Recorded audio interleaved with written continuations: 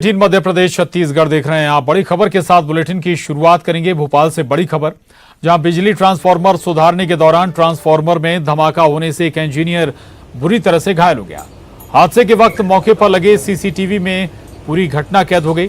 दरअसल राजधानी के गोविंदपुरा में सुबह 6:30 पर बिजली व्यवस्था को दुरुस्त करने का काम चल रहा था। इंजीनियर महेंद्र सिंह मौके पर सुधार का काम देख रहे होते हैं और तभी ट्रांसफार्मर में धमाका हो गया। उसमें भरा गर्म तेल इंजीनियर महेंद्र सिंह के ऊपर गिर गया, जिससे इंजीनियर घायल हो गए। उनको आनन फानन में नर्मदा अस्पताल में भर्ती कराया गया है, जहां उनकी हालत स्थिर बताई जा रही है। तो ये तस्वीरें सामने आई हैं भोपाल से। दरअसल बिजली ट्रांसफार्मर सुधारने के दौरान ट्रांसफार्मर में धमाका हो गया और इस धमाके में एक इंजीनियर बुरी तरह से जख्मी हो गए हैं और इसकी लाइव तस्वीरें कैद हुई हैं। सीसीटीवी में ये तस्वीरें कैद हुई हैं। हादसे के वक्त मौके पर लगे सीसीटीवी में ये पूरा घटनाक्रम कैद हो गया। शैलेंद्र हमारे साथ जुड़े हैं और जानकारी के साथ भोपाल से। शैलेंद्र, क्या स्थिति है इंजीनियर की जो जख्मी हुए हैं? दूसरी बात यह कि अगर ट्रांसफार्मर सुधारने के प्रयास हो रहे थे तो इस दौरान कुछ एहतियात भी बरता जाता होगा, उसे फॉलो किया गया नहीं किया गया? शैलेंद्र, जो घायल जूनियर इंजीनियर है उनकी हालत अब ठीक बताई जा रही है और वो फिलहाल एक निजी अस्पताल में इलाजरत हैं। ये बताया जा रहा है कि लगभग सुबह 6:30 बजे ये डाटा सेंटर का फीडर है और वहां पर कुछ विद्युत सुधार का काम चल रहा था और उसी दौरान जो है अचानक से ब्लास्ट हो गया और इस ब्लास्ट होने से जो ट्रांसफार्मर में जो तेल होता है वो जो है इंजीनियर के ऊपर आ गया और उस दौरान वो झुलस गए, जिनको उसके बाद तत्काल अस्पताल में भर्ती कराया गया है। हालांकि प्रथम दृष्टया इसमें ये नजर आ रहा है कि जो जिस तरीके से सिक्योरिटी रखी जानी चाहिए विद्युत सुधार ठीक करने के दौरान उस तरह की नहीं रखी गई थी। तो अभी फिलहाल इस पूरे मामले की भी जांच की जाएगी कि आखिर किसकी ये गलती रही कि जिसके चलते ये हादसा हुआ। लेकिन फिलहाल जो जूनियर इंजीनियर है उसकी हालत जो है वो भी खतरे से बाहर बताई जा रही है और उसको वो लगातार इलाजरत है। जी ठीक है। और क्या वजह निकल कर आई है शैलेंद्र इस हादसे के पीछे? मेंटेनेंस में कमी थी या कोई और दूसरी खामी, कोई और दूसरी लापरवाही इस दौरान हुई? देखिए, अभी इसके बारे में कोई खुलासा नहीं हो पाया है, लेकिन ये बताया जा रहा है कि चूंकि बरसात का भी मौसम है और ऐसे में किसी तार में शॉर्ट सर्किट होने की वजह से ये पूरा ब्लास्ट हुआ। चूंकि ट्रांसफार्मर में भारी मात्रा में जो तेल होता है और उसमें कहीं ना कहीं ये चिंगारी लग गई, तो इसी की वजह से ये तेज ब्लास्ट हुआ है। जी शुक्रिया आपका शैलेंद्र, जानकारी के लिए धन्यवाद। तो ये हादसा पेश आया भोपाल में, जहां एक इंजीनियर ट्रांसफार्मर को चेक कर रहे थे। उसी दौरान अचानक से ट्रांसफार्मर में ब्लास्ट होता है, जोरदार आग निकलती है और जो तेल था, गर्म तेल था। दरअसल ट्रांसफार्मर में तेल काफी गर्म हो जाता है, वही तेल उनके ऊपर आ पहुंचा। इससे वो झुलस भी गए। हालांकि अभी जो स्थिति है इंजीनियर की स्थिर बताई जा रही। ये एक्सक्लूसिव तस्वीरें सबसे पहले न्यूज 18 मध्य प्रदेश छत्तीसगढ़ पर हम आपको दिखा रहे हैं। सुबह 6:30 बजे के आसपास यह हादसा पेश आया है।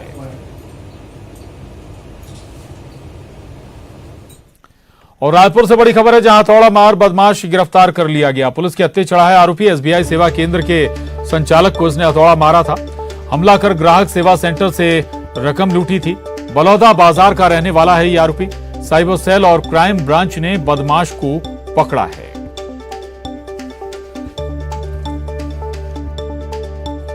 तो ये बड़ी खबर, दरअसल रायपुर में हथौड़ा मार बदमाश को गिरफ्तार कर लिया गया।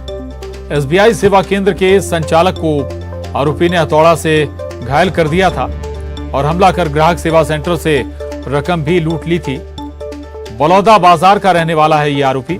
साइबर सेल और क्राइम ब्रांच ने बदमाश को गिरफ्त में ले लिया है।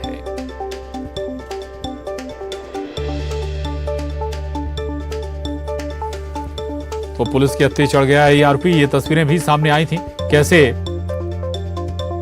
जो संचालक था उस पर हथौड़े से ताबड़तोड़ वार कर दिए थे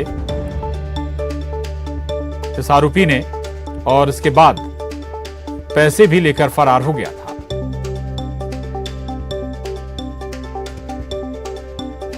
ये में एक हृदयद्वारक घटना हुई थी, जिसमें ग्राहक सेवा केंद्र के का जो संचालक था उसके पास एक व्यक्ति आया और उसने हथौड़े से उसके सिर पे 3 बार वार किया और उसके दराज से लगभग 40,000 रुपए की जो रकम थी उसको वहां से लूट करके ले गया। इसमें धारा 394 का अपराध पंजीकृत किया था विक्टिम जो है अभी भी वो इलाजरत है। इस घटना को काफी गंभीरता से लेते हुए थाने की टीम ने और क्राइम ब्रांच की टीम ने इस पर लगातार मेहनत करी। कई सारे फुटेज इसमें खंगालने पड़े, कई सारे टावर डंप एनालिसिस इसमें करना पड़ा और उसके पश्चात जो आरोप।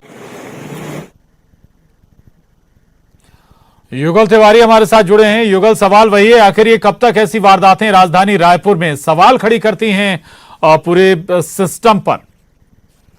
देखिए प्रशांत, बड़ी जघन्य इस तरह से जो अपराध है उसको जो आरोपी अभिषेक यादव है उसने अंजाम दिया था। हथौड़े से लगातार 3 बार वार किया था और ये हमला सिर्फ इसलिए किया गया था, ये लूट इसलिए कारित किया गया था क्योंकि 3000 रुपए का लेन देन था।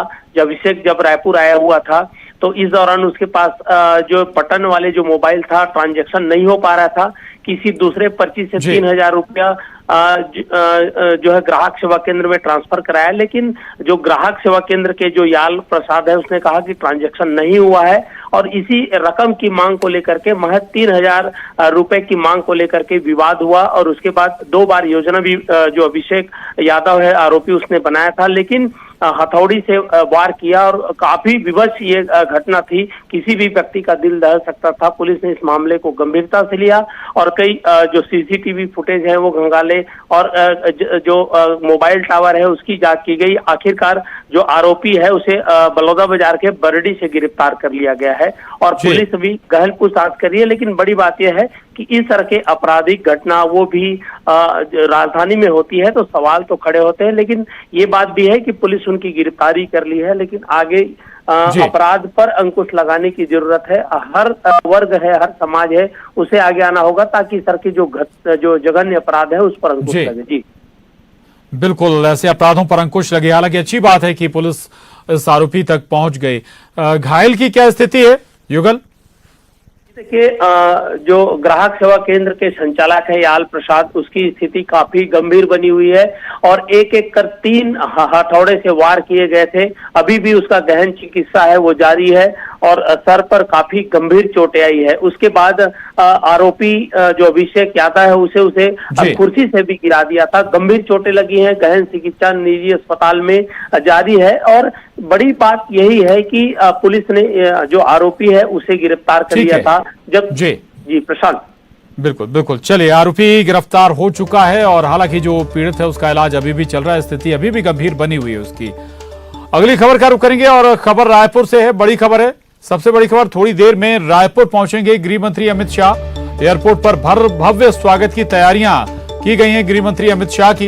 एनआईए बिल्डिंग का लोकार्पण भी करेंगे गृह मंत्री अमित शाह। मोदी एट 20 कार्यक्रम में वो शामिल भी होंगे। तो ये बड़ी खबर, अहम खबर है रायपुर से इस वक्त की। थोड़ी देर में रायपुर पहुंचने वाले हैं गृह मंत्री अमित शाह। एयरपोर्ट पर भव्य स्वागत की तैयारी है। एनआईए बिल्डिंग का लोकार्पण भी करने वाले हैं और इतना ही नहीं, मोदी एट 20 कार्यक्रम में भी शिरकत करेंगे गृह मंत्री अमित शाह।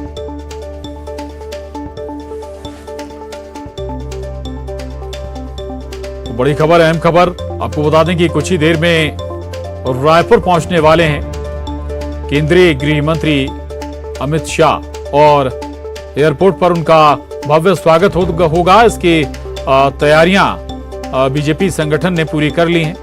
भव्य तैयारियां की गई हैं एयरपोर्ट पर गृह मंत्री के स्वागत की। आपको बता दें कुछ उनके महत्वपूर्ण जो कार्यक्रम है, एक तो एनआईए बिल्डिंग का वो लोकार्पण करेंगे। इसके अलावा मोदी एट 20 कार्यक्रम में भी वो शामिल होने वाले हैं। लेकिन इसके अलावा भी माना जा रहा है कि कई जो संगठन, बीजेपी से जुड़े जो बैठकें हैं उनमें भी वो हिस्सा ले सकते हैं। महत्वपूर्ण चर्चा हो सकती है, ये भी कयास लगाए जा रहे हैं और खासतौर से आगामी विधानसभा चुनाव को लेकर भी कोई चर्चा संभव। देवव्रत भगत हमारे साथ जुड़े हैं, एयरपोर्ट पर मौजूद हैं। देवव्रत, क्या तैयारियां हैं गृह मंत्री अमित शाह के स्वागत की? कब तक पहुंचेंगे वो?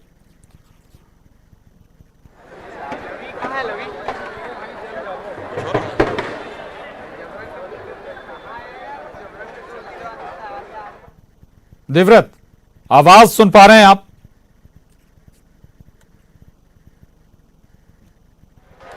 शायद देवव्रत तक आवाज नहीं पहुंची।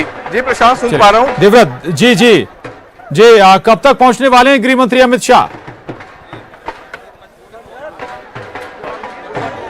जी 12:45 पर दिल्ली से उड़ान भर चुके हैं अमित शाह और उसके बाद तकरीबन 2:30 बजे का वो वक्त बताया जा रहा है जब रायपुर एयरपोर्ट अमित शाह पहुंचने वाले हैं। लेकिन उसके ठीक पहले की जो तैयारियां हैं वो हम इस वक्त आपको दिखा रहे हैं कि किस तरह से जो बीजेपी के कार्यकर्ता हैं, नेता हैं, वो यहाँ पर पहुंचे हुए हैं अमित शाह के स्वागत के लिए और भव्य स्वागत की जो तैयारियां हैं वो एक तरह से चल रही है और एक तरह से ये कोशिश है कि इस पूरे स्वागत को भव्य बनाया जाए। ढोल नगाड़े भी आपको दिखाई दे रहे होंगे और वैसा ही जो उत्साह है वो कार्यकर्ताओं का यहाँ पर देखने को मिल रहा है क्योंकि बीजेपी में बड़े बदलाव के बाद बड़े नेता का आगमन हो रहा है, लिहाजा ये उत्साह तो देखते ही बनता है और जिस तरह से ढोल नगाड़े भी यहाँ पर लगाए गए हैं और स्वागत के लिए, अमित शाह के स्वागत के लिए तो आप देखेंगे पूरे जो कार्यकर्ता है बीजेपी के नेता है वो तमाम लोग यहाँ पर पहुंचे हुए हैं। सुरक्षा के भी इंतजाम काफी चाक चौबंद एयरपोर्ट में किए गए हैं। काफिला आपको यहाँ से दिखेगा अमित शाह का क्योंकि देश के गृह मंत्री हैं, लिहाजा सुरक्षा भी उसी तरह की यहाँ पर रखी गई है। सुरक्षा बलों द्वारा पूरी मुस्तैदी के साथ यहाँ पर तैनाती की गई है और इसके साथ ही साथ आप देखिए कि जो तमाम जो कार्यकर्ताओं की जो भीड़ है वो यहाँ पर दिखाई दे रही है। नेता, कार्यकर्ता, तमाम लोग यहाँ पर मौजूद हैं। कुछ लोगों से बात करने की भी हम कोशिश करते हैं। अमित शाह का दौरा हो रहा है, बड़े बदलाव के बाद इस दौरे को किस रूप में ले रहे हैं आप? आज अमित शाह जी मोदी 20 का विमोचन करने के लिए आ रहे हैं और साथ में NIE का जो ऑफिस है उसको उद्घाटन करने के लिए आ रहे हैं। नहीं, बीजेपी में बड़ा बदलाव हुआ है और इस बदलाव के बाद बड़े नेता का आगमन होता है, कितना उत्साह कार्यकर्ता? बदलाव से तो बहुत उत्साह है और राजनीति में परिवर्तन जरूरी होता है तो परिवर्तन से बीजेपी का कार्य चलते रहेगा और आगे और 2023 में बीजेपी की सरकार छत्तीसगढ़ में बनाना है।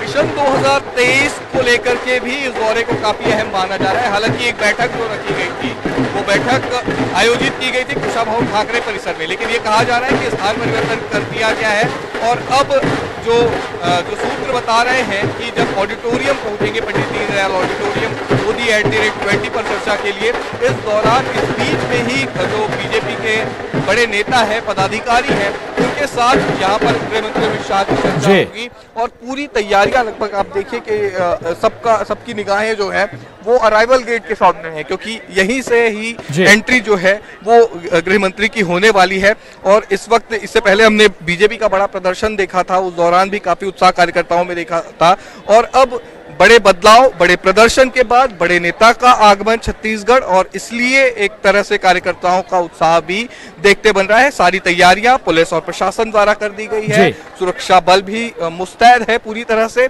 और अभी आगमन का इंतजार हो रहा है और बिल्कुल आगमन का इंतजार है। देवव्रत रहिएगा, नजरें बना रहिएगा। दोबारा आपके पास लौटूंगा और NIA दफ्तर, जो नए दफ्तर जिसका लोकार्पण गृह मंत्री अमित शाह करने जा रहे हैं, अवधेश हमारे साथ बने हुए। अवधेश, वहां क्या तैयारियां हैं?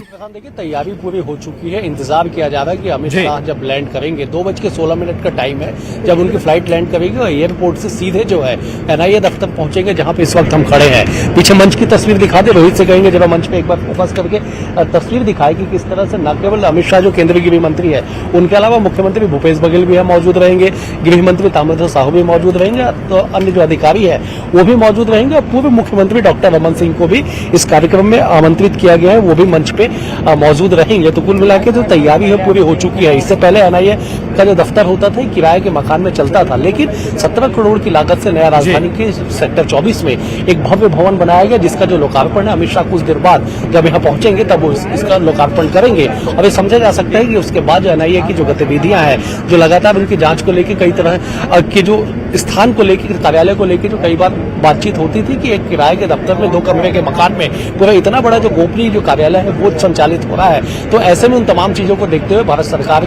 ने 17 करोड़ 17 लाख रुपए का जो सैंक्शन किया, उसमें के बाद जाके जो नया रायपुर में कार्यालय तैयार हुआ है जिसका जो शुभारंभ है आज किया जाएगा। जी ठीक है, रहिएगा अवधेश, नजर बना रखिएगा। आगे भी आपसे जुड़ेंगे। देवव्रत, आपका भी शुक्रिया, धन्यवाद। नजर आप बनाए रखिएगा। और अब आगे बढ़ेंगे। हर साल की तरह इस साल भी ऐतिहासिक गोटमार मेले का आयोजन छिंदवाड़ा के पांडुरना में किया जा रहा है। प्रशासन का प्रयास है कि इस बार सांकेतिक रूप से ही मेला हो, हर साल की तरह पत्थरबाजी ना हो। मेले की शुरुआत आज सुबह सबसे पहले झंडे लगाने से शुरू हुई। सुबह 5 बजे पांडुरना और सावर गांव का विभाजन करने वाली जाम नदी में मजबूती से गाड़ दिया गया। गोटमार मेले में अब तक 160 लोग घायल हुए हैं, जिनका अस्पताल में इलाज जारी। 5 तस्वीरों के जरिए आप इस पांडुरना मेले की तस्वीर देख पा रहे हैं। दरअसल दोनों तरफ से पत्थरबाजी होती है, कई लोग इसमें जख्मी भी होते हैं। प्रशासन की हर बार कोशिश होती है कि लोग घायल ना हो, इसमें जख्मी ना हो, लेकिन फिर भी ऐसा संभव हो नहीं पाता। 5 तस्वीरों के जरिए आपको इस मेले की तस्वीर दिखा रहे हैं।